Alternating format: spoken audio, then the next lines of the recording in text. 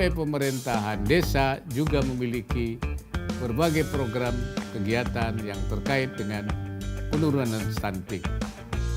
Dengan demikian, intervensi yang sifatnya multi-sektor dan multi-government level tidak mungkin terlaksana dengan baik tanpa kerja kolaborasi. Saya menyampaikan terima kasih dan penghargaan kepada para bupati, wali kota yang baru saja menyatakan komitmennya untuk melakukan percepatan penurunan stunting di wilayahnya. Karenanya UMKM adalah kunci dalam mengakselerasi ekonomi syariah yang harus diperhatikan, dijaga dan dikembangkan secara serius oleh kita bersama. Pengembangan UMKM industri halal adalah bagian penting dari upaya pencapaian visi Indonesia sebagai pusat produsen halal dunia. Indonesia diharapkan tidak hanya menjadi pasar produk halal saja, tapi bisa menjadi produsen produk halal yang dapat mengekspor produk-produk halalnya ke seluruh penjuru dunia.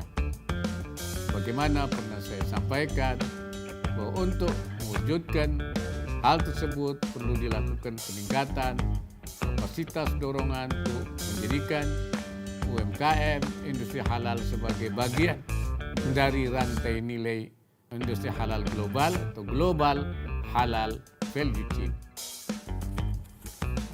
Kemiskinan ekstrim ini mengacu pada definisi yang digunakan oleh Bank Dunia dan Perserikatan Bangsa-Bangsa, yaitu 1,9 US dollar purchasing power parity per hari. Dengan menggunakan definisi tersebut, tahun 2021 ini tingkat kemiskinan ekstrim di Indonesia adalah 4% atau 10,86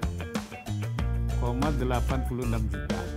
Ya, pengulangan telaah ulang ini masih bisa dipakai. Ini sudah tidak sesuai lagi, sehingga terus diupdate sesuai dengan kondisi yang kita hadapkan. Itulah barangkali langkah-langkah kita yang kita mengadakan pertemuan Mukernas atau merumuskan Munas, maka kita harus melakukan ini yang kedua tentu.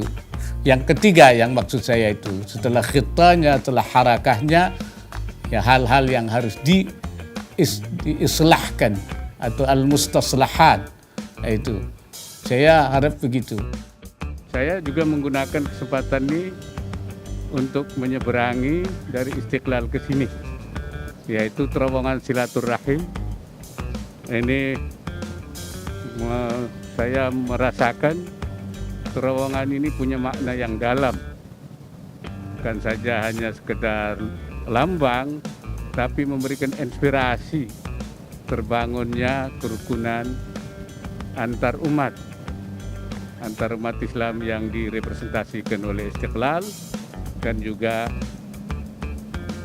masyarakat untuk umat Katolik yang direpresentasikan oleh puluhan ribu alumni yang tersebar dan berkarya serta mengabdi di berbagai bidang kehidupan.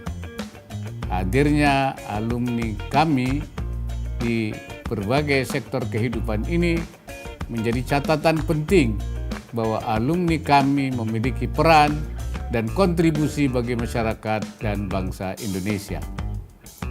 Peran positif alumni kami ini harus terus dipertahankan melalui partisipasi aktif dan kontribusi dalam memecahkan berbagai permasalahan masyarakat dan bangsa, bersinergi bersama pemerintah dan pemangku kepentingan lainnya untuk mendorong percepatan pembangunan nasional dan kemajuan bangsa.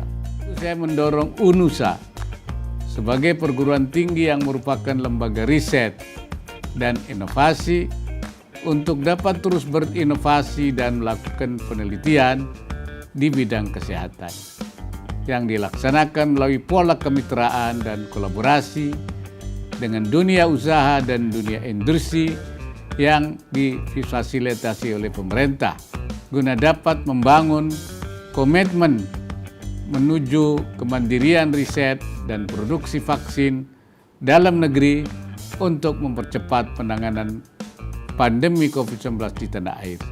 Selain itu, situasi pandemi COVID-19 ini juga harus dipandang sebagai peluang untuk memberikan kesempatan bagi seluruh mahasiswa UNUSA, khususnya para mahasiswa dan dosen serta peneliti di bidang kesehatan, untuk dapat mengimplementasikan Tridharma perguruan tinggi dalam mengatasi persoalan bangsa melalui kegiatan seperti sosialisasi penanganan COVID-19, menjadi relawan tenaga kesehatan, vaksinator, dan penggalangan bantuan sosial bagi masyarakat terdampak COVID-19, dan ikut serta dalam pemulihan dampak pandemi di tingkat masyarakat.